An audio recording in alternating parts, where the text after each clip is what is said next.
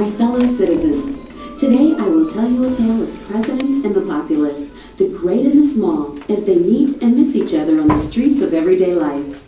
But first, let me ask you a question. If God became a person and stood in front of you, how would you know it was him? I mean, if he didn't glow or stand 1,000 feet tall or anything, how would you know this was God? And if someone walked in here and said, "Hey everybody, I'm God," would you believe him? I didn't think so. Keep those questions in mind as I tell you a pretend story.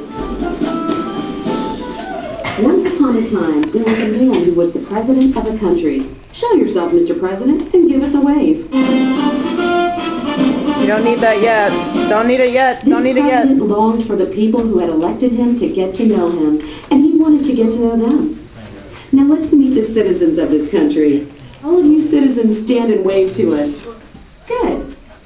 Now All the person citizens. you elected to run this country wants to get to know you, but he's stuck in his office all the time, and his security guards never let him go anywhere by himself. And this country is different from any you've ever been in because there is no television. So even if the citizens bumped into the president, they probably wouldn't recognize him. So the president came up with a great plan. He put on a disguise.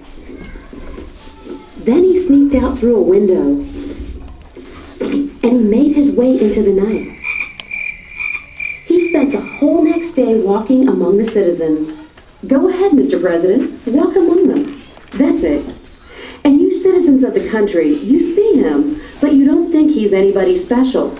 You just walk right past him. Go on, walk past him. Don't even look at him. Citizens. Good. Then the president got a great idea that he wanted everybody to hear. So he cleared his throat and started to speak. My fellow citizens. But nobody listened to him. They just kept on walking. So the president walked away, sadly hanging his head.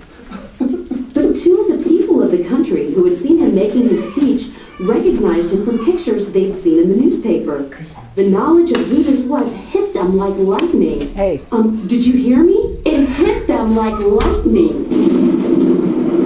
These two ran over to the president and hugged him and said, "Hey, we know you. You're the president." The president was overjoyed that someone had recognized him. Aren't you overjoyed, Mr. President? Let's see you jumping up and down. Oh, yeah. Wow, I guess you are. So he took these two aside and told them all about his great ideas. See them huddling together? Finally, it was time for the president to go back to his Huddle. office and start being the president again. But when he went, he took with him the two who had recognized him and listened to what he had to say. Gave them important jobs helping him run the country. The two were so excited, they started to dance. Okay, Mr. President and citizens, you can all sit down now. I want you to think about what I asked you at the beginning. If God were to become a person and stand in front of you, would you recognize him? Would you be like the two citizens who recognized the president and listened to him? Or would you have missed him, as the rest of the citizens missed the president? The Bible tells us that Jesus was God in the shape of a human. He came to people he had made, but they didn't even recognize him. When Jesus tried to talk to them about God, they didn't listen. But to those few who did listen, he has given the right to become children of God.